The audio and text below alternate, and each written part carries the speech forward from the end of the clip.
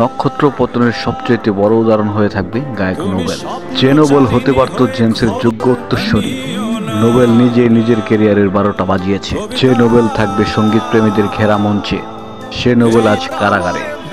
নোবেলের প্রতিভা একদিনে একটা ভুলের কারণে হারায়নি, একের পর এক কুকীর্তির কারণে আজ নোবেলের এই অবস্থা।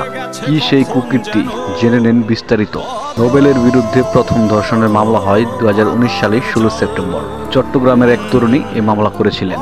মামলার রেশ কাটতে না কাটতেই 2019 সালের 15 নভেম্বর সাবিত রহমান কি ভালোবেসে বিয়ে করেন। এই সম্পর্ক নিয়ে কি কাণ্ড হয়েছিল তা আমরা সবাই জানি। 2023 সালের 27 এপ্রিল কুড়িগ্রামের ফুলবাড়িতে নোবেলের মাতলামের কারণে বন্ধ হয় কুড়িগ্রাম ফুলবাড়ির ডিগ্রি কলেজের 50 বছর পূর্তি উপলক্ষে অনুষ্ঠান। স্টেজে উঠে অস্বাভাবিক আচরণ শুরু করেন নোবেল। তিনি মাতাল অবস্থায় স্টেজে উঠেছিলেন। তাই নোবেল ফিরুক আবারও মঞ্চ মাতাক। হয়ে গেছে কখন যেন